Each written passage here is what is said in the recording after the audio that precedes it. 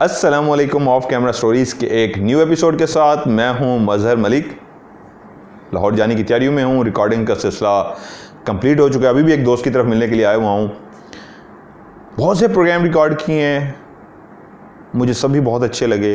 Edit करूंगा इंशाल्लाह, मज़ा आएगा। लेकिन जो पोस्टमार्टम वाला किया है वो सबसे मैं अभी नहीं बताना चाहता, सरप्राइज़ है। आपको सारे प्रोग्राम इंशाल्लाह अच्छे लगेंगे। मेरी पूरी टीम ने जिस तरह मेरा साथ दिया, सबका बेहद शुक्रगुजार हूँ। उन्होंने बढ़ चढ़ के उसमें हिस्सा लिया और जिस तरह हम दूर दराज गए और एक ज़बरदस्त किस्म के राज प्रोग्राम रिकॉर्ड किया। इंशाल्लाह आपको देख के मज़ा आएगा। आज की ऑफ कैमरा स्टोरी दोस्त की तरफ आया हुआ था, लेकिन ये देखिए अपनी कैमरे वगैरह और ट्राइपॉड साथ ले आया था कि वहीं पे बैठ के ऑफ कैमरा आपके लिए रिकॉर्ड कर लूँगा कि आपकी छुट्टी ना हो प्रोग्राम की। वरना आप लोग कहते हैं जी कुछ भी हो, हमारा प्रोग्राम हमें ज़रूर मिलना चाहिए। मैं आज की स्टोरी जो मुझे भेजी है शाह नवाज़ ने क्वेटा से, एक सच्ची कहानी है। जो कहते हैं उनके दादा ने उनके वालिद से, जो एक नस्ल दर नस्ल कहानी चलती हुई आती है, एक वो कहानी है। नाम उन्होंने कहा आप बेशक फ़र्ज़ी रख लीजिए क्योंकि याद नहीं है, लेकिन कहानी एक रियल स्टोरी है। ये कहानी है जिनका मैं नाम रखने जा रहा हूँ क्योंकि उनका ताल्लुक़ जो था वो पहलवानी से था, इसलिए उनका मैं नाम रख देता हूँ रुस्तम पहलवान। रुस्तम वैसे तो एक खूबरू नौजवान था, एक छोटे से देहात में रहने वाला था। गिनती के कुछ घर थे, खेती बाड़ी होती थी, रात को जल्दी लोग सो जाते थे, बिजली थी नहीं।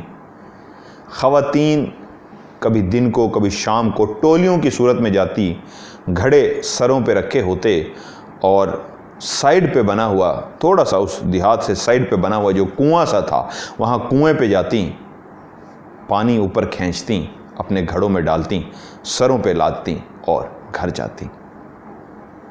अक्सर आते जाते रुस्तम पे जब किसी की निगाह पड़ती तो औरतें एक आह सी भरती, ये खूबरू नौजवान काश हमारा शरीके हयात बने, यानी कि शौहर बने। रुस्तम जब जवान हुआ खूबरू भी था, सेहतमंद भी था, अक्लमंद भी था। तालीम यकीनन सी बात है, उन दौर में एजुकेशन का इस तरह का कुछ सिलसिला नहीं था, तो वो तालीम की तरफ नहीं जा सका। लेकिन जिस चीज़ का उसको शौक़ चढ़ा वो था पहलवानी। खाड़े में जाता, पहलवानी करता। खुदा ने हुस्न दिया हो, ऊपर से जिस्म भी कसरती खूबसूरत हो, एक शेप के अंदर मर्द का जिस्म हो, तो कोई भी औरत तो मर्द भी देख के कहते क्या खूबरू नौजवान है, क्या खूबसूरत जिस्म बनाया है।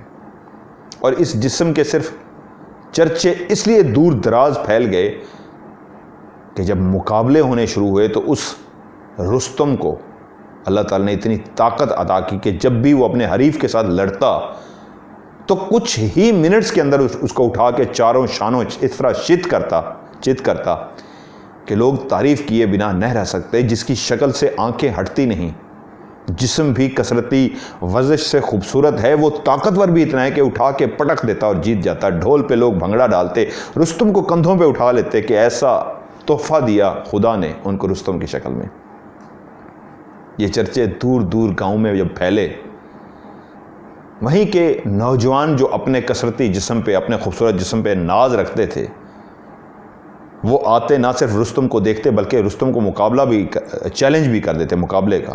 रुस्तम हंस के टाल देता, लेकिन बात बढ़ जाती तो फिर मनादी करा दी जाती गांव के अंदर, मड़ाखड़ा लगेगा रुस्तम का और फलां शख्स का। ढोल पे जब मनादी होती तो सारे शहर वाले हंसते कि कौन बेवकूफ़ है जो फिर से रुस्तम के साथ पंगा लेने जा रहा है, क्योंकि रुस्तम के साथ उनको पता था कोई भी पंगा नहीं ले सकता। रुस्तम का एक ख़ास काम यह था कि वो जब भी अपने सामने वाले हरीफ से लड़ने के लिए खड़ा होता तो वो उसको ताकतवर समझता और अपने आप को कमज़ोर। दोस्त उससे पूछते तुम जीतते कैसे हो, हर दफ़ा तुम ही क्यों जीतते हो, वो क्यों हार जाता है? तो वो कहता मैं अपने हरीफ को ताकतवर समझ के अपने आप को कमज़ोर समझ के लड़ता हूँ। जब मैं कमज़ोर अपने आप को महसूस करता हूँ तो इस तरह जी लगा देता हूँ कि इस ताकतवर से मुझे जीतना है, तो मैं बहुत जल्दी उस पर काबू पा लेता हूँ। शुरू में मैं उसको महसूस करवाता हूँ कि तुम बहुत ताकतवर हो, मैं बहुत कमज़ोर हूँ। तो वो बंदा जो मेरे सामने खड़ा होता, वो उस घुमंड में, उस गरूर में, उस नशे में आ जाता कि मुझसे डर रहा है, ये तो इतनी जल्दी मुझसे घबरा गया। और मैं ताक में होता, जैसे ही मौका मिलता मैं उसको उठा के इस तरह ज़मीन पे पटकता कि उसको समझने का मौका ही ना मिलता कि मेरे साथ रुस्तम ने किया तो क्या किया। ये तो डरा हुआ था, ये तो सहमा हुआ था, ये तो भाग रहा था, लेकिन ये क्या इस तरह बिजली की सी तेज़ी के साथ वो आगे बढ़ता और उठा के पटक देता। जहाँ पे उसकी पहलवानी के, उसके हुस्न के, उसके जिस्म के चर्चे थे, वहाँ पे उस छोटे से देहात के अंदर जितनी भी ख़वातीन थीं सब ख्वाहिश रखती थी कि हमारा बेटी का रिश्ता इसके साथ हो या हमारा दामाद बने। लेकिन रुस्तम अपने लिए ऐसी लड़की को देखना चाहता था जिसकी ख्वाहिश थी। खूबसूरत तो माँ चाहती थी हो, आदात भी अच्छी हों, सीरत भी अच्छी हो, लेकिन वो चाहता था मेरी तरह वो भी अड़ियल हो।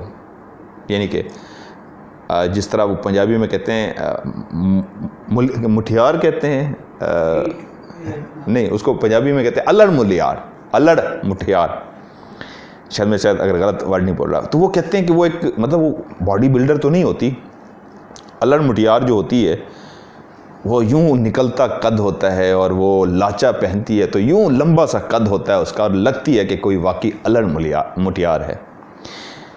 माँ ढूंढती रही, जो भी रिश्ता दिखाती वो इनकार कर देता। कहता माँ मेरे लिए ढूंढना है तो मुझे उसकी शक्ल नहीं देखनी, मुझे अल्लड़ मुठियार चाहिए जिसकी कद मेरी तरह हो, पता तो लगे मेरे साथ खड़ी हुई लगे तो सही कि रुस्तम की बीवी है। और करते करते अल्लाह ताला ने जहाँ जोड़ी बना रखी होती है जोड़ी मिल ही गई। दूर किसी गाँव से एक रिश्ता आया और आया भी तो अल्लड़ मुठियार का। बहुत सारे लोग पुरानी पंजाबी मूवीज़ देखते थे तो वहाँ पे बहुत सारी जो एक्ट्रेस होती थी पाकिस्तानी ओल्ड मूवीज़ की, वो अल्लड़ मुठियार होती थी, लाचा पहनती थी, बड़ा लंबा सा कद होता था और ये हाइट होती थी। जीदार, अल्लड़ मुठियार का मतलब होता है जीदार खातून, घबराने वाली नहीं हो, डरने वाली ना हो, बात पे कायम हो तो खड़ी हो जाए और कहे नहीं हटना इस बात से। और आखिरकार रुस्तम के लिए अल्लड़ मुठियार का रिश्ता मिल ही गया। रुस्तम बहुत खुश था, वो वाकई उसको उसी तरह तोहफा मिला था जिस तरह वो चाहता था। उस छोटे से देहात ने उस शादी में शिरकत की, बहुत भंगड़े डाले गए, खुशी का इजहार किया गया और आखिरकार उनका रुस्तम दूल्हा बना और दुल्हन ब्याह के घर ले आया। ज़िंदगी उस तरह खूबसूरत चल रही थी, वो अपनी शादी से बहुत खुश था। जहाँ दूर दूर उसके चर्चे थे, अब चर्चे ये भी होने लगे कि वाकई जैसा चाहता था रुस्तम अपने लिए दुल्हन भी वैसी लेके आया था, कद काट शक्लो सूरत सीरत अल्लड़ मुठियार। और सब नाज करते, जो प्यार करते, दुआएं देते और बहुत सारे लोग उससे जेलस हो जाते। नौजवान अक्सर जो उससे हार चुके थे वो उससे जेलस ही रहते, लेकिन उससे डरते सारे थे। एक बात जो सबसे अच्छी थी उसके अंदर वो ये थी कि वो सबका बहुत ज़्यादा ख्याल रखता था, सबका बहुत ज़्यादा प्यार रखता था। लविंग एंड केयरिंग पर्सनालिटी थी तो वो रुस्तम की थी। और खुदा ने जो उसको बीवी दी थी वो भी उस तरह लोगों का दुख दर्द बांटने वाली, ख्याल रखने वाली, बहुत केयर करने वाली। रुस्तम और उसकी बीवी एक खुशियों भरी जिंदगी गुजार रहे थे। माँ का एक ही इकलौता था, बहुत लाडला था। और माँ जब बूढ़ी होने लगी तो बेटे के लिए ब्याह के लिए आई। बाप तो कब का मर चुका था। अब बहू ने आते ही घर की जिम्मेदारियां अपने हाथ में ले ली। जहाँ पे खाना पकाना उसने जिम्मेदारी ले ली, वहीं पे अब वो रुस्तम की बीवी घड़े सर पे उठाती और रेशमा घड़े सर पे रख के जाती और कुएं से पानी भर के लाती। रेशमा भी इस तरह की अल्लड़ मुठियार थी कि उसको जो भी देखता देखता ही रह जाता। हुस्न था तो क्या ही कमाल हुस्न था, जैसे बनाने वाले ने फुर्सत में बैठ के उसको बनाया था, दिल से बनाया था। जितनी खूबसूरत थी उतनी ही दिल की भी खूबसूरत थी। जब लड़कियां इकट्ठी हो जाती, उसमें शादीशुदा भी होती और कुंवारी भी होती, रेशमा भी उनके साथ होती। रुस्तम के घर से निकलती, घड़े सर पे रखती और जाकर पानी भर कर लाती। गप्पे मारते हुए, गपशप करते हुए, आज शायद अंधेरा थोड़ा सा फैलने लगा था। लड़की का इंतज़ार करते उसने कहा मैं भी चलती हूँ, मैं भी चलती हूँ। करते करते लड़कियाँ काफ़ी लेट हो गई थीं। अब सबको जल्दी फिक्र पड़ गई कि आज काफ़ी लेट हो गई, अभी तक पानी नहीं भरा, उसने बहुत लेट कर दिया, चलो जल्दी से पहुँचो कहीं और अंधेरा ना फैल जाए। वो सारी दोस्त चलती हुई घड़े सर पे रखे हुए कुएं के पास पहुँची और बारी बारी अपना घड़ा भरने लगी। रेशमा सबसे आखिर में खड़ी थी। जैसे ही सब भर चुकी और घड़े उठा के अपने सरों पर रखने लगी। वहीं रेशमा आगे बढ़ी और जैसे ही उसने रस्सा उठा के कुएं के अंदर डाला, वो जो ऊपर चरखड़ी सी लगी हुई थी जिसके ऊपर वो लपेटा जाता था, उसी को जब वो फेंकते थे तो वो खुल के रस्सा नीचे चला जाता, और जब पानी भर जाता तो वो एक साइड से उसको घुमाते थे तो वो रस्सा लिपटता जाता उस चरखड़ी के ऊपर, और जब पानी ऊपर आ जाता तो उठा के वो घड़े के अंदर डालते। जैसे उसने उठाया और उठा के फेंकने लगी, नीचे उसकी निगाह पड़ी तो उसको हल्की सी उस रोशनी के अंदर जो नज़र आया तो ऐसा था कि एक अंधेरा सा था, घुप अंधेरा, लेकिन उस पानी के अंदर था कुछ जो चमक रहा था। वो बहुत सफ़ेद सफ़ेद सा था, लेकिन बहुत अजीब सा था।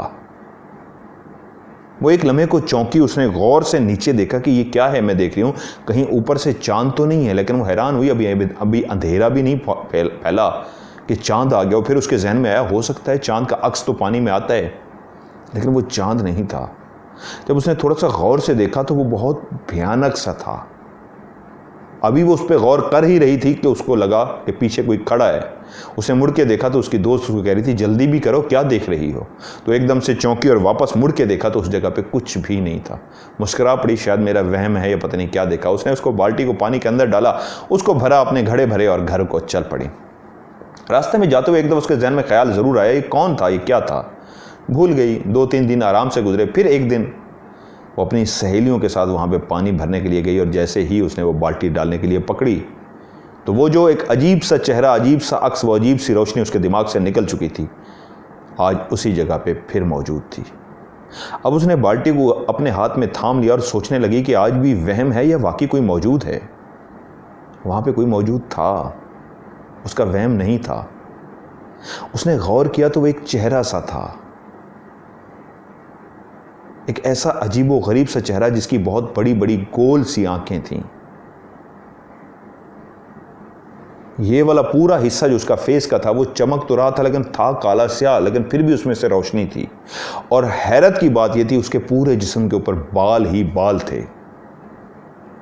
इस साइड पे नोकें बनी हुई थी ऊपर, जैसे कोई सींग होते हैं या क्या होता है। एक अजीब सा धुंधला सा चेहरा था। बालों से भरा हुआ जो चीज़ क्लियर उसमें थी वो थी उसकी बड़ी बड़ी आंखें, वो जो झपक रहा था, और गोल सा चेहरा था। वो एकदम देख के डरी और पीछे हटी। दोस्त ने पूछा क्या हुआ, तो उसने कहा देखो ये क्या है। जो दोस्त साथ खड़ी थी उसने नीचे देखा, उसने कहा कुछ भी नहीं है। तो दोबारा जब रेशमा ने नीचे झांका तो वहां पे वाकई कुछ भी नहीं था। तो वो चौंक गई, क्या मेरा वहम है दूसरी दफा या वाकई कुछ था। अब की बार काफी देर वो नीचे ढूंढती रही, लेकिन कोई भी नहीं था। उसने बाल्टी नीचे फेंकी, पानी भरा और घर को चल पड़ी। आज वो जाते हुए सोच रही थी, उस दिन तो चलो वहम होगा, आज तो क्लियर मैंने उसको देखा है, बड़ी बड़ी आंखें झपकती हुई देखी है मैंने उसकी। नेक्स्ट डे जब वो पानी भरने के लिए आ रही थी तो वो डरी हुई थी, उसका दिल धड़क रहा था। वो सोच रही थी आज भी वो चेहरा शायद कहीं वहीं मौजूद होगा। जैसे ही उसने वहां पे पानी का भरने वाला वो बाल्टी टाइप नीचे हाथ में पकड़ी फेंकने के लिए, तो वाकई वो चेहरा आज वहीं पे मौजूद था। आज वो उसको गौर से खड़ी देखती रही। वो चेहरा उसकी तरफ देख रहा था, वो आंखें झपकता था, पूरे चेहरे पे उसके बाल से थे, बहुत ही भयानक सा था, लेकिन इर्द गिर्द साइड से रोशनी से निकलती थी। उसने अपने एक दोस्त को बुलाया, फिर आराम से हाथ का इशारा किया, उसको करीब आई। उसने कहा देखो तुम्हें कुछ नजर आ रहा है। उसने पानी में देखा और कहा नहीं। फिर रेशमा ने देखा तो रेशमा को आज गायब होने की बजाय वो चेहरा आज भी नजर आ रहा था। फिर उसने अपनी दोस्त को कहा गौर से देखो कुछ नीचे नजर आ रहा है। तो उसने दोबारा देखा, उसने कहा नहीं कुछ भी नहीं है। किस जगह पे? तो उसने उंगली का इशारा किया, इस जगह पे। तो दोस्त देख के बोली नहीं मुझे कुछ भी नजर नहीं आ रहा, जबकि आज रेशमा को वो बार बार नजर आ रहा था, वो अपनी जगह पे मौजूद था। रेशमा हैरान हुई कि आज मेरी दोस्त को नज़र जो नहीं आ रहा मुझे फिर भी नज़र आ रहा है, इसका मतलब है अपना आप वो आज मुझे दिखाना चाहता है। उसने बाल्टी उठाई और जिस जगह पे वो था बाल्टी ज़ोर से फेंकी। बाल्टी की गिरने की आवाज़ आई, शड़प, पानी के छींटे भी उठे, लेकिन जो वो था जिस जगह पे वो अब उस जगह से हट के दूसरी जगह पे मौजूद था, और वो बड़ी बड़ी आंखें झपक रही थीं, रेशमा को देख रही थी। रेशमा ने जल्दी से पानी भरा, पानी ऊपर लिया, अपने घड़े भरे और दोस्तों के साथ चलती बनी। मुड़ मुड़ के वो पीछे भी देख रही थी, जैसे वो कहीं उसके पीछे ना आ जाए, लेकिन उसके पीछे कोई नहीं था। घर के अंदर जब वो दाखिल हुई तो वो आज सहमी हुई सी थी। घर में दाखिल होते ही माँ ने पूछा, क्या हुआ रेशमा, तू अजीब सी सोचों में जो गुम थी। कहा, कुछ भी नहीं। घर गई, पानी रखा और अपने कामों में मसरूफ हो गई। अगले दिन जाते हुए उस रास्ते पे उसका दिल घबराया हुआ सा था, क्योंकि कल जो भी था उसको बार बार नजर आया था, यहां तक कि बाल्टी डालने पे भी साइड पे हो गया था। आज जब वो गई और उसने डरते हुए दिल के साथ, धड़कते हुए दिल के साथ, खौफजदा आंखों के साथ नीचे झांक के देखा, तो आज कोई भी नहीं था। वो देखती रही, पूरे कुएं में ढूंढती रही। वो बड़ी बड़ी आंखों वाला, चेहरे पे बहुत ज्यादा बाल, बहुत ही खौफनाक, सींग जैसे सर पे निकले हुए हों, बाल ही बाल थे और रोशनी सी भी निकलती थी उसके अंदर कहीं मौजूद हो, लेकिन कुएं में कोई भी नहीं था। उसने सुख का सांस लिया, बाल्टी डाली, बाल्टी भरी और बाल्टी उठा के घड़े के अंदर डाल ली। और जैसे ही घड़ा उठा के सर पे रखा तो उसकी निगाह पड़ी, सामने खड़ा उसको वो देख रहा था। आज सिर्फ चेहरा नहीं था, आज वो मुकम्मल तौर पे उसके सामने आने को तैयार था। आज वो उस कुएं में नहीं, सामने निकल के खड़ा हुआ था। वो एक साया सा था, एक लहराता हुआ, ऐसे हल्का का हिलता हुआ सा साया, जिसकी बिल्कुल टांगे भी थीं, हाथ भी थे, लेकिन पूरी 5 उंगलियां नहीं थी, 3 उंगलियां थी उसके हाथ पे, 1 अंगूठा और 2 उंगलियां दोनों हाथों पे। दूर से जो उसको नजर आ रही थी, 1 अंगूठा और सिर्फ 2 उंगलियां, टोटल हाथ में 3 उंगलियां थी, दोनों हाथ में 2 उंगलियां, 1 अंगूठा, 3 दूसरे हाथ में भी। और पांव की उंगलियां भी उसकी ऐसी थी, टोटल 3 उंगलियां। लेकिन ऊपर जो उसका बाजू भी थे, टांगों भी थी, लेकिन जो ऊपर इंसान जितना उसका सर था, आज वो उसको खुल के सामने देख सकती थी। बिल्कुल बड़ी बड़ी आंखें जो बिल्कुल लाल लाल सी थीं, नाक भी था, होंठ भी थे, लेकिन जो अजीब व गरीब चीज़ थी वो उसके पूरे चेहरे पे फैले हुए बाल थे, जैसे बिन मानस के मंकी के चेहरे पे बाल होते हैं। चेहरा बिल्कुल एक इंसान की तरह था, लेकिन पूरे चेहरे पे बाल फैले हुए थे। और हाँ, उसके इस साइड पे जो वो पहले कुएं के अंदर देखती थी, वाकई 2 छोटे छोटे सींग भी लगे हुए थे। उसके सींग निकले हुए थे, बड़ी बड़ी सी लाल आग की तरह की आंखें थीं, छोटा सा होंठ, छोटे सा नाक, और कान उसके बहुत बड़े थे, इतने बड़े थे जितना बड़ा उसका सर था उतने बड़े बड़े उसके कान थे और ऊपर सींग थे। आज वो खड़ा उसको देख रहा था। वो डरी और भागती हुई आगे चली गई। वो अल्लाह मुटियार तो थी, लेकिन वो रुस्तम की बीवी थी, वो भी बहुत बहादुर थी, वो दिलेर थी, वो डरने वालों में से नहीं थी। लेकिन ऐसी खौफनाक चीज़ को देख के वो डरी और तेज़ी से आगे चलती गई। वो मुड़ के उसको देख रही थी, वो अभी भी खड़ा उसको देख रहा था, लेकिन अपनी जगह से हिला नहीं था, वहीं पे खड़ा हुआ था। वो जल्दी जल्दी चलते हुए घर पहुंची। आज वो वाकई घबराई हुई सी थी। आज वो सोच रही थी वो अपने शौहर से बात करे, लेकिन ऐसा हुआ कि रुस्तम किसी काम की वजह से दूसरे देहात गया हुआ था, वो घर ही ना आ सका। तो वो रात उसने काफ़ी देर जागती रही, लेकिन किस लम्हे उसकी आंख लग गई, वो सो गई। अगले दिन उसी पानी के कुएं की तरफ जाते हुए रेशमा बहुत घबराई हुई थी। एक बात जो उसके दिल में थी कि मैं रुस्तम की बीवी भी हूं, ये लड़कियां मेरा मजाक ना उड़ाएं। अगर मैं डर गई, मैंने चीख मार दी थी, ये हंसेंगी मेरे ऊपर। आज वो अपना बड़ा दिल करके आई थी, मजबूत बन के आई थी, बहादुर बन के आई थी, लेकिन वो चेहरा ही इतना खौफनाक था, डराने के लिए इतना काफ़ी था कि उसकी दिल की धड़कन तेज़ हो जाती थी। आज भी वो कुएं में मौजूद नहीं था। आज सिर्फ फ़र्क था, तो जैसे ही वो वहाँ पे पहुँची तो वो सामने ही खड़ा हुआ था। वो पहले ही इंतज़ार में था। उसने अपनी सब दोस्तों की तरफ देखा तो कोई भी उसकी तरफ नहीं देख रहा था। तो एक दोस्त जिसके साथ उसकी सबसे ज़्यादा फ्रैंकनेस थी, उसने उसको इशारा किया, कोहनी मारी, तो उसने कहा क्या हुआ? उसने कहा वो कौन है सामने? तो उसने सामने देख के कहा कहाँ पे? उसने कहा ये सामने। उसने कहा यहाँ पे तो कुछ नहीं है।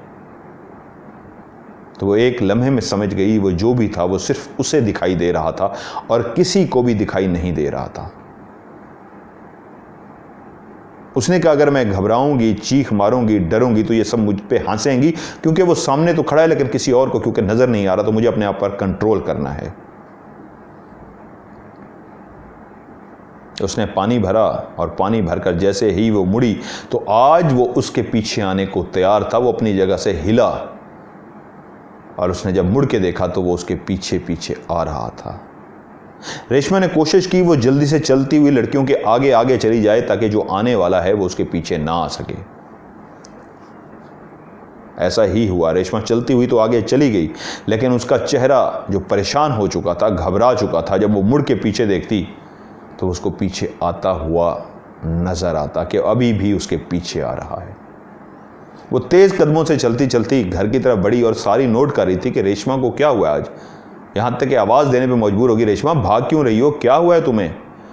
रेशमा ने किसी को कोई जवाब नहीं दिया, सिर्फ मुड़ के देखती थी और चल पड़ती। एक दो दफ़ा लड़कियों ने भी पीछे मुड़ के देखा, किसको देख रही है पीछे, कोई भी नहीं था। अगर वो नज़र आता था तो सिर्फ रेशमा को, जो पीछे चलता हुआ आ रहा था। रेशमा जब अपने घर के दरवाजे पे पहुंची तो देखा वो पहले ही पीछे आके रुक के खड़ा इंतज़ार कर रहा है कि दाखिल हो, मैं भी तुम्हारे पीछे हूँ। रेशमा ने दरवाज़ा खोला और जल्दी से दरवाज़ा इस तरह बंद कर दिया कि आने वाला घर के अंदर ना दाखिल हो जाए। लेकिन जो आने वाला था वहीं पे खड़ा रह गया, घर के अंदर दाखिल नहीं हो सका। रुस्तम का ये जो घर था, जहाँ पे रेशमा, रुस्तम और रुस्तम की माँ रहती थी, 2 कमरों पे मुश्तमिल एक कच्चा सा घर था। वहीं पे 2-3 बड़े बड़े दरख्त भी लगे हुए थे छांव के लिए। गर्मियों में वहीं पे चारपाई डलते और जब ठंडी ठंडी हवाएं चलती तो बाहर सोते। सर्दियों में वो अपने अपने कमरों में होते। बड़ा सा सहन था। गांव का माहौल था। उन दिनों में वॉशरूम वगैरह का सिस्टम नहीं होता था। लड़कियां रात के टाइम पे बाहर इस तरह जाती थी। जब से ये सिलसिला शुरू हुआ था, जो बहुत ज़्यादा परेशान और डरी हुई थी रेशमा, रात को जब वो वॉशरूम के लिए जाती तो सबसे ज़्यादा उस वक्त खौफ होता जो उसके अंदर होता। वो घबराई हुई होती और परेशान होती इस बात पे कि कहीं जो मैं चलता चलता मेरे घर तक आ गया, जिसने मुझे देखा था और अब तो मेरे घर में भी आ गया है, कहीं वो रात को ना आ जाए। लेकिन रात को वो उसको कहीं पे भी नज़र ना आया। एक रात रुस्तम और रेशमा सोए हुए थे।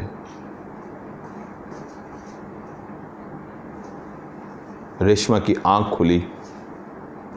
उसको ऐसे लगा जैसे कमरे में उसके अलावा भी कोई और है, उन दोनों के अलावा। और उसने जैसे ही देखा तो सामने वो काला इंसान, वो शैडो सा, वो साया सा उसके सामने खड़ा हुआ था। ये ऐसा लम्हा था कि उसने जब अपने उस कमरे के अंदर उसको खड़ा देखा तो एकदम से डर गई और उसके मुंह से चीख निकल गई। चीख की आवाज़ से साथ सोया हुआ रुस्तम भी एकदम से जाग गया और पूछा, रेशमा क्या हुआ है। तो रेशमा ने उंगली की तरफ इशारा किया, वो सामने देखो। जब रुस्तम ने सामने देखा तो उसको सामने कुछ भी नज़र ना आया। तो उसने रेशमा की तरफ देख के पूछा, क्या है सामने। उसने क्या आपको भी नज़र नहीं आ रहा। उसने कहा, किसकी बात कर रही है। उसने कहा, वही जो सामने खड़ा है। तो रुस्तम उठ के बैठ गया, कहता है, कौन खड़ा है सामने। तो उसी लम्हे वो जो भी खड़ा था वो दीवार के आर पार होता हुआ, दरवाजे के जरिए नहीं, दीवार के आर पार होता हुआ बाहर चला गया। रेशमा जो बहुत डरी हुई थी, रुस्तम उसको संभालने में लग गया और उससे पूछना शुरू हो गया, मुझे बताओ रेशमा क्या हुआ है। और रेशमा ने पहले दिन से लेके उस वक्त तक जो भी हुआ था उसको सब का सब बता दिया। उसने कहा, तुमने मुझे पहले क्यों नहीं बताया। उसने कहा, इसलिए कि मैं इसको अपना वहम समझ रही थी। कल रात मेरा इरादा था कि आपको बताऊंगी, लेकिन आप कहीं बाहर गए हुए थे। आज आप आए थके हुए थे और आप जल्दी सो गए। मैं आपसे बात नहीं कर सकी, वरना मैं आपको बताना चाह रही थी। ये मेरे घर के पीछे तक आया है, ये साया सा। आज इसको मैंने कमरे में खड़ा हुआ देखा है। रुस्तम एकदम से उठा। उसने पूछा, अब कहाँ है। उसने कहा, वो बाहर जा चुका है दीवार के जरिए। रुस्तम ने दरवाज़ा खोला और बाहर देखना शुरू कर दिया। बाहर नहीं था, कोई भी नहीं था। सिर्फ और सिर्फ रात की तारीकी थी, रात का अंधेरा था और साया था। वो जो आया था वो जा चुका था। अब रुस्तम ने नोट किया कि उसकी बीवी हर वक्त डरी सहमी सी, हर वक्त घबराई सी रहने लगी है, हर वक्त परेशान सी रहने लगी है। क्योंकि अब वो जो भी था, अब वो अक्सर रेशमा को नजर आने लगा था। जहां कहीं भी रेशमा देखती वो उसको अपने साथ पाती। अब रेशमा को लगा जैसे मुस्तकिल वो उसके साथ चिपक सा गया है। दिन की रोशनी में वो नहीं आता था। जैसे ही अंधेरा फैलना शुरू होता वो निकल के आ जाता और हर जगह पे रेशमा को ऐसे साथ खड़ा नजर आता जैसे वो रेशमा के साथ चिपक चुका है। वो बात नहीं करता था, सिर्फ आंखें झपकता रहता था।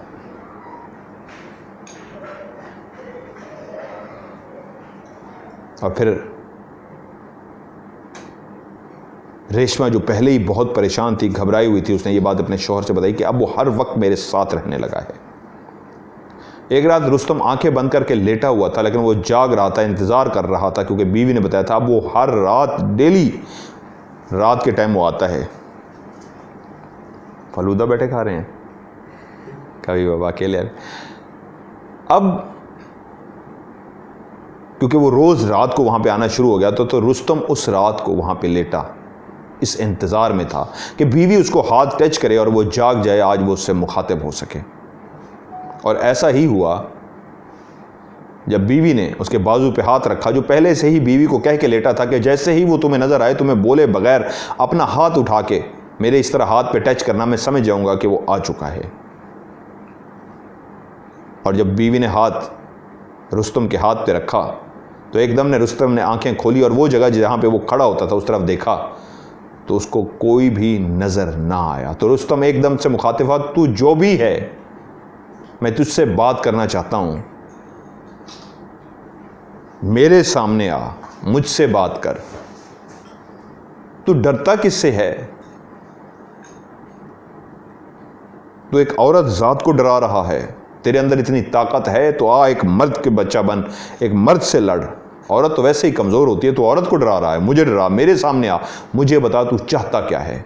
वो इस तरह की काफ़ी बातें गुस्से में करता रहा। वो काफ़ी देर खड़ा रहा और उसके बाद वहाँ से चला गया। एक हफ्ता वो दोबारा उस कमरे में नहीं आया। एक रात फिर रुस्तम को बाहर जाना था तो उसने बीवी से पूछा, तुम्हारी तबीयत को देखते हुए मुझे दोस्त तो बुला रहे हैं लेकिन मैं इसलिए नहीं जा रहा कि तुम अकेली नहीं रह पाओगी। उसने कहा नहीं, एक हफ्ता हो गया वो नहीं आ रहा जब से आपने उसको कुछ कहा। आप चले जाएं, मैं आपकी बीवी हूं, मैं इतना डरती नहीं हूं, आप जाएं, मैं उसको देख लूंगी। और बहुत ज़्यादा जब रेशमा ने इसरार किया तो रुस्तम उसको छोड़कर चला गया। उसी रात वो फिर आया। आते ही कमरे में आज वो बोलने वाले अंदाज में आया था, आज वो मुखातिब होने के लिए आया था, आज वो रेशमा से बात करने के लिए आया था। तो आते ही रेशमा से बोला, तुम मुझे अच्छी लगती हो।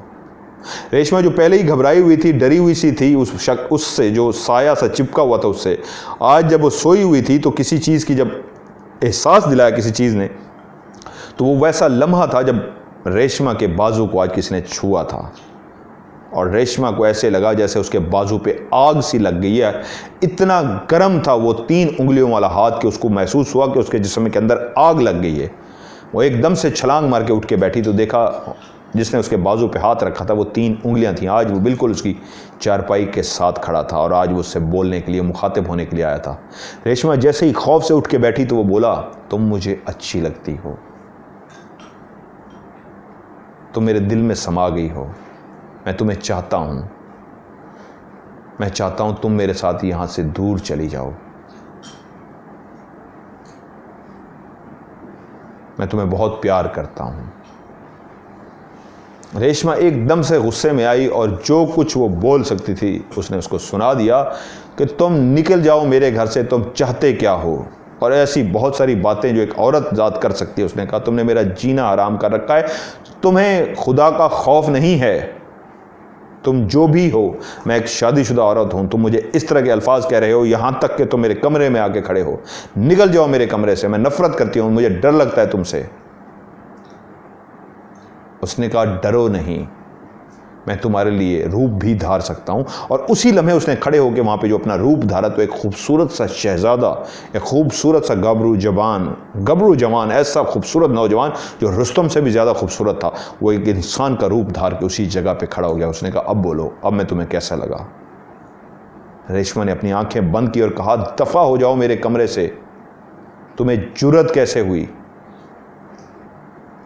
ये सोचने की कि तुम कोई खूबसूरत रूप धार लोगे, मैं तुम्हें पसंद करूंगी, मेरी पहली और आखिरी मोहब्बत मेरा शौहर रुस्तम है, निकलो मेरे कमरे से।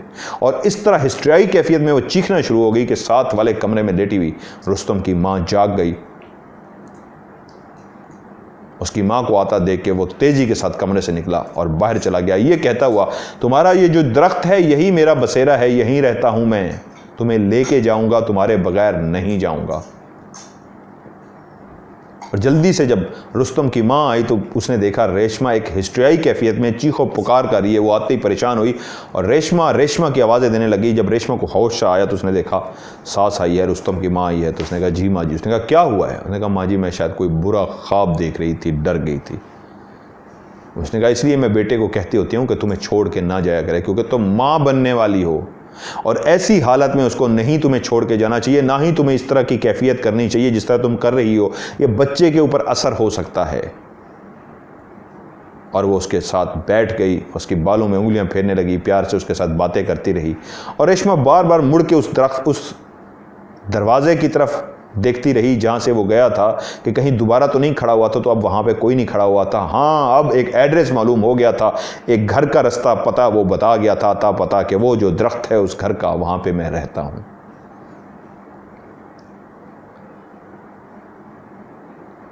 अगले दिन जब रुस्तम आया तो सारी बात रेशमा ने रुस्तम को बताई। रुस्तम फौरी तौर पे गया, दूर जहाँ पे वो गया था वहीं पे असल में वो एक पीर साहब से मिलने के लिए गया था। पीर साहब के पास गया और जाके सारी सूरत हाल बताई, उनको बताया ऐसे ऐसे मामला है।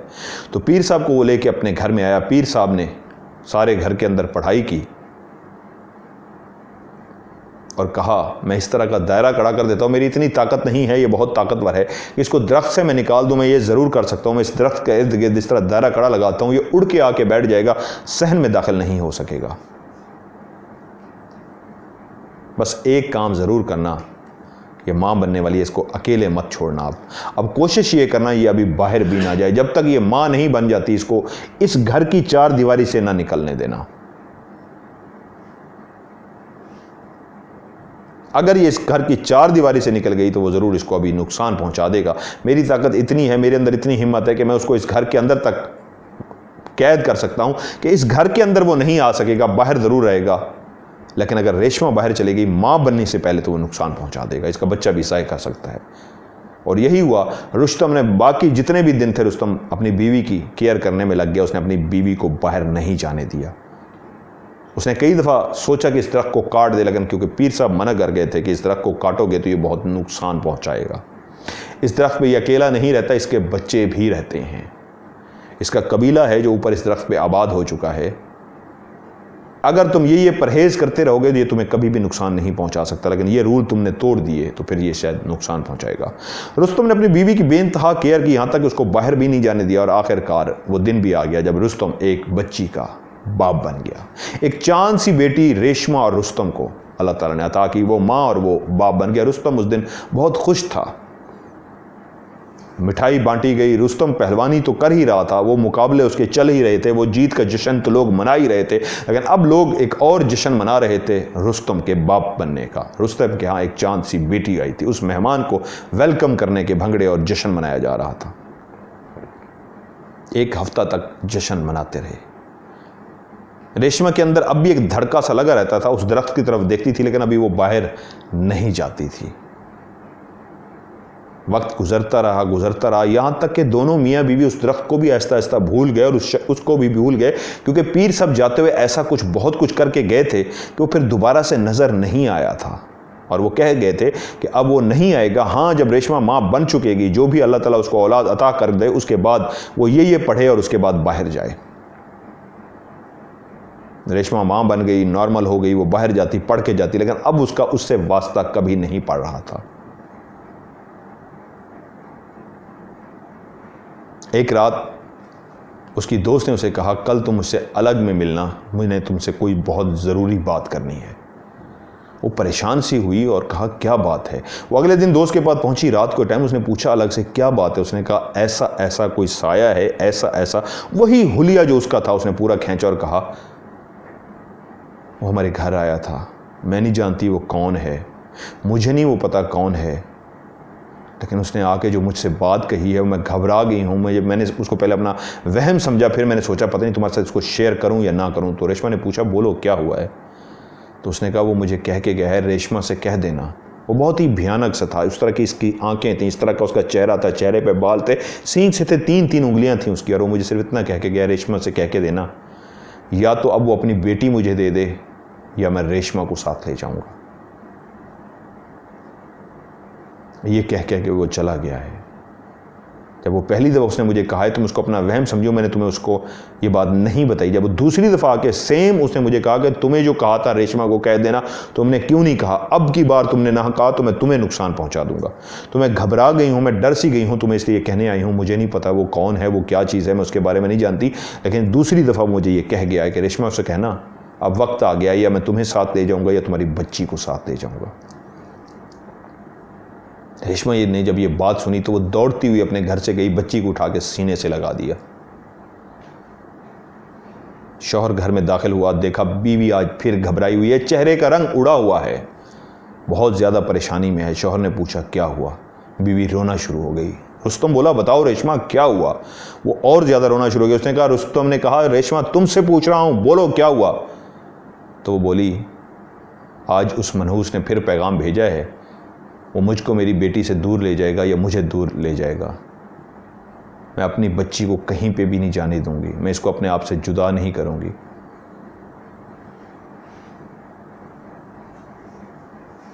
रुस्तम ने ये सुना तो एकदम से वो गुस्से से भर गया कि उस खबीस की इतनी हिम्मत कि मेरी बेटी पे निगाह रखता है कि मेरी बेटी को हमसे छीन लेगा या मेरी बीवी को मुझसे छीन लेगा। वो इतना जनूनी और पागल से हुआ।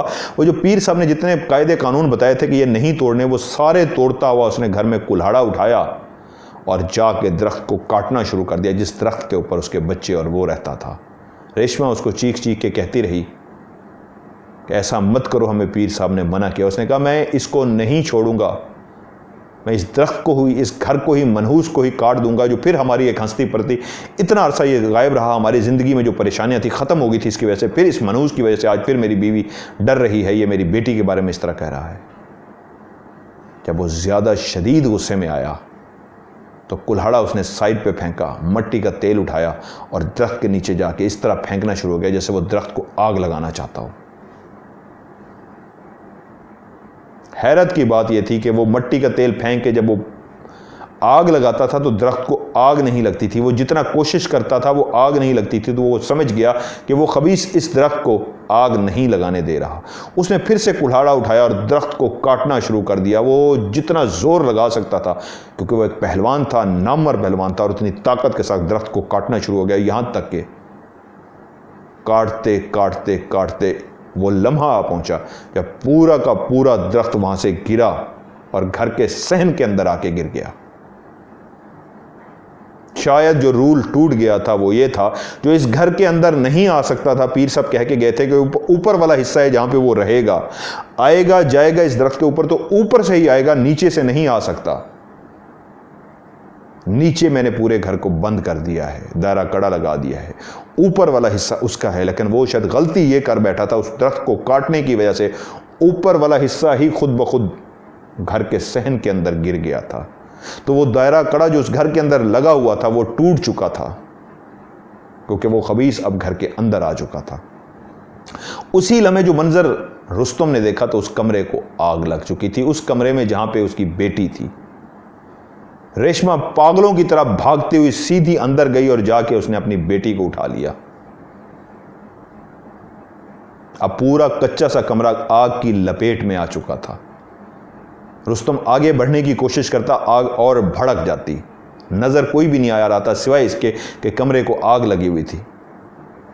तो सिर्फ एक आवाज जो रुस्तम के कानों ने भी सुनी थी वो ये थी, फैसला कर लो तुम। रेशमा को वो कह रहा था, तुम फैसला कर लो, तुम चलोगी मेरे साथ या बेटी को ले जाऊं। जब ये आवाज रुस्तम के कानों में पहुंची तो रुस्तम ने धाड़ के कहा, मैं तुम्हें छोड़ूंगा नहीं, तुम मेरे सामने आओ, तुम जो भी हो मेरे सामने आओ। तो एक कहका सा सुनाई दिया और फिर आवाज थी आई, फैसला कर लो, तुम्हें मेरे साथ जाना है या तुम्हारी बेटी को साथ ले जाऊं। तो रेशमा धाड़ते हुए चीखते हुए बोली, मुझे अपनी बेटी को कहीं नहीं लेके जाने दूंगी, मैं तुम्हारे साथ चलूंगी, बोलो क्या करना होगा मुझे उसके लिए। तो वो खबीस बोला मुस्कुरा के, तुम्हें उसके लिए मरना पड़ेगा, या तुम अपनी बेटी को मेरे हवाले कर दो या तुम्हें उसके लिए मरना पड़ेगा। वो इस बात पे हैरान थी कि मैं क्या फैसला करूं। उसी लम्हे उसने कहा, ठीक है मैं अपनी बेटी को बचाने को तैयार हूं। तो उसने कहा, ठीक है अपनी बेटी अपने शौहर के हवाले कर दो। रेशमा आगे बढ़ी, उसने कहा इसको अपने शौहर की तरफ उछाल दो। रेशमा ने बच्ची उठा के अपने शौहर की तरफ फेंकी। रुस्तम पहले ही जो अंदर घुसने की कोशिश कर रहा था, उसने अपनी बच्ची को पकड़ लिया। और अगला लम्हा जो रुस्तम की आंखों ने देखा वो ये था कि उसकी बीवी वहीं खड़े खड़े, हाथ पांव उसके मुड़ चुके थे, आंखें उसकी बिल्कुल वाइट हो गई थी, उसके सर के बाल खड़े हो गए थे। इतना वो जरूर जान गया था जो भी था वो उसके अंदर आ गया था।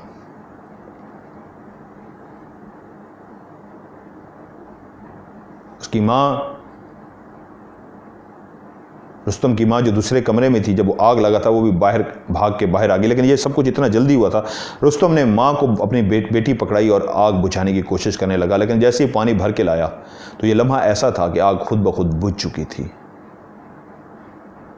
लेकिन उसकी बीवी थी तो चारपाई पे इस तरह मुड़ी हुई थी कि उसके अंदर कोई चीज़ हाजिर हो चुकी थी।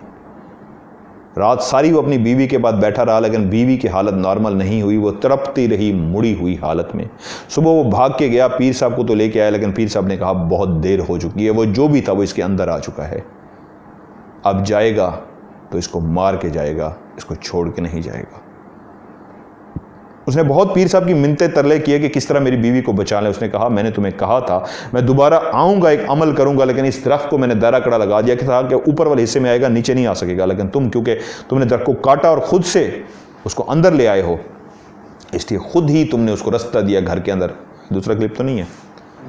तुमने खुद ही उसको रास्ता दिया घर के अंदर आने का, क्योंकि वो ऊपर वाला हिस्सा ही जब घर के सहन में गिर गया तो उसको रास्ता मिल गया और वो खबीस दाखिल हो गया था। मैंने तुम्हें कहा था जब तुम्हारी इतनी बच्ची इतनी बड़ी हो जाएगी मैं दोबारा आऊँगा। तुमने एक गलती की, जज्बात में आके इस दरख्त को काट दिया, तुम्हें इस दरख्त को नहीं काटना था। पीर साहब ने बहुत कोशिश की कि वो किस तरह उसको निकाल सकें। रुस्तम बहुत से और पीरों फ़कीरों के पास भागा, लेकिन जो भी आता उसको देख के कहता हमारे बस में नहीं है। और एक रात जब वो अपने घर में दाखिल हुआ तो माँ ने रोते हुए बताया रेशमा अब इस दुनिया में नहीं रही। उसी हालत में खाए पिए बगैर 3-4 दिन 5 दिन जो वो रही और उसके बाद अल्लाह ताला को प्यारी होगी। वो जाने वाला उसको साथ लेके जा चुका था। उसके बाद रुस्तम ने कभी शादी नहीं की, वो घर ही छोड़ दिया, वो गांव ही छोड़ दिया। अब को उस घर से भी नफरत हो गई थी, उधर यादें थी उसको उसकी बीवी रेशमा की हर तरफ। और उसने जब वो गांव छोड़ा तो अपनी बच्ची को लेकर दूर कहाँ चला गया कि उसके बाद उसने मुड़ के नहीं देखा उस गांव के अंदर। गांव वाले जब ये सारी स्टोरी सुनाते हैं नस्ल दर नस्ल, ये बच्चों के बाप ने बेटे को, बेटे ने बाप को, इस तरह जब सब ये कहानी सुनाई, तो जब रुस्तम छोड़ के जा रहा था अपने गांव को तो गांव वाले ने उससे पूछा था कि रुस्तम तुम ऐसा क्यों कर रहे हो। तो फिर रुस्तम ने गांव वालों को बैठ के ये सारी अपनी दुख भरी कहानी सुनाई थी कि मैं आप सबसे बहुत प्यार करता हूँ, मेरी बीवी भी प्यार करती थी, मैं कभी भी आप लोगों को छोड़ के ना जाता, लेकिन आज यादें बसी हैं इस घर के अंदर और नफ़रत सी हो गई है उस शैतान से जिसने मेरे हंसते बसते घर को छेड़ दिया। तो आप लोग बताइए इस दुख भरी दास्तान के बाद क्या मैं यहीं रह सकता हूँ? तो कोई भी ऐसा इंसान नहीं था जो उसको कहता हाँ तुम यहीं रहे हो। सबके सर झुक गए। उसने कहा आज मैं आप लोगों से सवाल करता हूँ ये कहानी सुनने के बाद, क्या मैं यहाँ रहूँ, अब भी रहूँ? जो सब अंदर से चाहते थे रुस्तम यहीं रहे, उनका फ़ख्र था, उनके गांव का नाम था, लेकिन उस दुख भरी कहानी को सुनने के बाद सब सर इस तरह झुके हुए थे कि हम कुछ भी नहीं आपको रोक पाएंगे, आपको जाना चाहिए। वो सब दुखी दिल के साथ रुस्तम को अलविदा कर रहे थे और रुस्तम उस गांव से कहाँ गया, दोबारा मुड़ के वहाँ नहीं आया। ये कहानी नस्ल दर नस्ल चलती रही और जब मुझ तक पहुँची तो मुझ पर भी एक ऐसा समा और एक ऐसा सिचुएशन सी बन गई रुस्तम की कहानी सुनकर, जो बहुत पुरानी कहानी। तो मैंने इसको पढ़ा तो मैंने कहा मैं आप लोगों के लिए इसको ऑफ कैमरा स्टोरी में रिकॉर्ड करूँगा। सो ये थी आज की ऑफ कैमरा स्टोरी। आखिर में जिस तरह मैं आपको कहता होता हूँ आप लोग भी मुझे अपनी कहानी भेजिए, मैं इंशाल्लाह उसको अपने इस प्रोग्राम में शामिल करूँगा। और वॉइस मैसेज अगर रिकॉर्ड करके भेजेंगे तो आप तब तक डिलीट नहीं करेंगे जब तक आपकी स्टोरी प्रोग्राम में शामिल ना हो जाए। जब मैं रिकॉर्ड कर लूँ, कहानी चल जाए, उसके बाद आप बेशक उस वॉइस मैसेज को डिलीट कर दें, उससे पहले डिलीट नहीं करना। लिख के भेजना चाहते हैं रोमन इंग्लिश, उर्दू में, इंग्लिश में भेजें, आप भेज सकते हैं। सो कहानी भेजने के लिए आप जीमेल पे भी भेज सकते हैं mmtvraz@gmail.com। रिपीट कर देता हूँ mmtvraz@gmail.com। मेलिंग एड्रेस है, इस पर सेंड कीजिए, या फिर आप मेरा जो व्हाट्सएप का नंबर है पाकिस्तान से बाहर वाले पाकिस्तान का कोड मिलाएंगे +923136655500। रिपीट कर देता हूँ +923136655500। जो पाकिस्तान में है वो मिलाएंगे 0313665500। इस पर आप मुझे कहानी सेंड कीजिए, इंशाल्लाह आपकी कहानी को भी मैं प्रोग्राम में शामिल कर दूंगा। जो आपसे पहले भेज चुके हैं पहले उनकी कहानी शामिल होगी, जो बाद में भेज रहे हैं इंशाल्लाह बाद में उनकी कहानी शुरू होगी। जो आपकी आज की ऑफ कैमरा स्टोरी से मज़हर मलिक आपसे इजाज़त चाहता है। आप सारा ढेर सारा ख्याल रखिएगा। खुदा हाफिज़।